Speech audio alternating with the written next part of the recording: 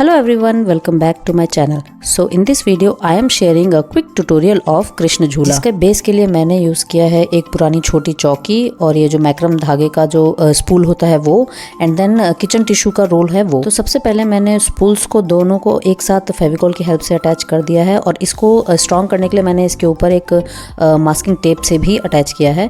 And then जो tissue paper का role था उसे मैंने हाफ में कट कर दिया बिकॉज ये मुझे एक शेड के रूप में चाहिए। तो इस तरीके से ये पूरे अरेंजमेंट में होगा। इसके बाद स्विंग कहाँ से लगाना है मैं उसके लिए मार्किंग कर रही हूँ। तो इतना गैप मुझे चाहिए और इसी को मार्क करते हुए देखते हुए यहाँ पर मैं 2 डॉट्स मार्क कर रही हूँ। अब इसमें होल पंच करेंगे। तो मेरे पास पंचिंग के लिए कुछ था नहीं तो मैंने सीजर यूज़ किया और उसके बाद मैंने एक प्रिसीजन नाइफ की हेल्प से उसमें पूरा प्रॉपर होल क्रिएट किया। एंड देन इसको मैंने कवर अप किया एक डिसेंट से रैपिंग पेपर से। मुझे थोड़ा सा वाइट में ही लुक चाहिए था इस वजह से। और उसके बाद मैंने ये जो दोनों ही रोल थे इसको कवर अप किया है इस समोसा लेस से। तो इस तरीके से रैप करके पूरा मैंने कवर अप किया है। एंड देन जो टॉप पोर्शन है उसे भी मैंने कवर अप कर दिया है। एंड देन जो होल्स थे वो पेपर के ऊपर से भी मैंने निकाल दिए हैं ताकि जब इसमें थ्रेड को हम फिक्स करें तो वो इजीली हो जाए। पूरी तरीके से रैप करने के बाद ये हमारे तीनों ही पीसेस रेडी हैं। और अब इसके बेस के लिए मैं ले रही हूँ यहाँ पर केक बेस। आपके पास अगर केक बेस नहीं है तो आप कार्डबोर्ड का भी यूज़ कर सकते हैं और इसको किसी भी रैपिंग पेपर की हेल्प से या ग्लिटर पेपर की हेल्प से आप इसे कवर अप कर लें। मेरे पास ये स्टिकर जैसा पेपर बहुत टाइम से अवेलेबल था तो मैंने इसे ही यूज़ करने का सोचा बिकॉज इसका शाइन बहुत अच्छा आ रहा था। तो इस तरीके से एक्चुअल मेजरमेंट करके मैंने इसे कट करके पेस्ट किया है। इसके सर्कमफेरेंस में आप चाहे तो एक बहुत ही सुंदर सी लेस भी लगा सकते हैं। मैंने इसमें नहीं लगाया है बिकॉज मुझे ये एज इट इज़ रखना था। अब ये जो डोरी है मैं इसे पास ऑन कर रही हूँ जो मैंने होल क्रिएट किया है। सबसे पहले टॉप से एक साइड से पास ऑन करके दूसरे साइड से इसे हैंग कर देंगे। इस तरीके से दोनों ही साइड से पुल करते हुए हमें इसे एक्चुअल मेजरमेंट में लाना है। कितना हमें चाहिए उतना हम कट कर लेंगे। एंड देन अब सारी ही चीज़ों को हमें असेंबल करना है। तो इस तरीके से मैंने इसमें फेविकॉल की हेल्प से इसे स्टिक किया है। तो इसे स्टिक करना थोड़ा सा मुश्किल हो रहा था बिकॉज दोनों ही साइड शाइनिंग वाला पेपर था तो स्टिक नहीं हो रहा था।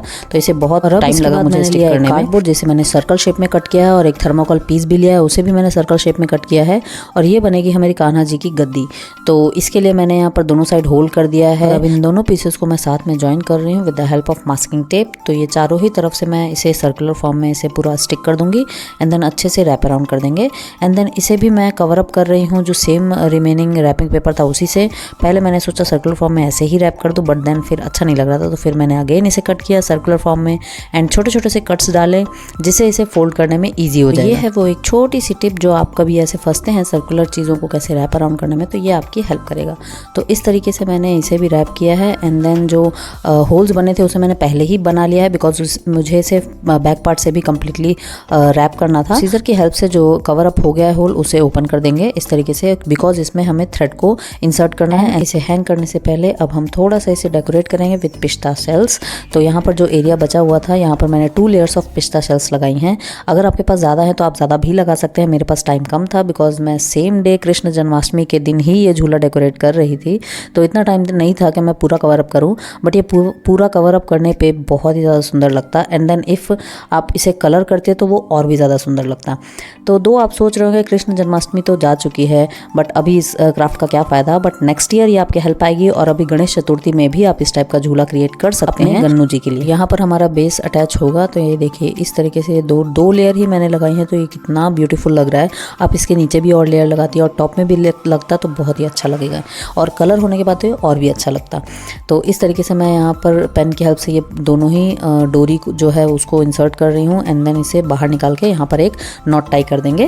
और इसके बाद ये झूला हमारा लगभग रेडी हो जाएगा। बस साइड्स अटैच करना है।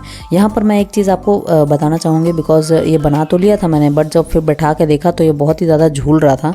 तो फिर मतलब कान्हा जी इस पे बैठ नहीं पा रहे थे तो फिर मैंने इसमें एक ट्रिक लगाई है। सामने और पीछे साइड से एक ट्रायंगुलर शेप में वाइट कलर का थ्रेड को भी इंसर्ट किया है ताकि वो सेटल रहे। ये टिप आप भी अपनाएंगे तो ये बहुत ही अच्छा झूला सेट रेडी होगा। इस तरीके से मैंने दोनों साइड स्टिक्स को अटैच कर लिया है जो टॉप शेड बनाई थी उसमें।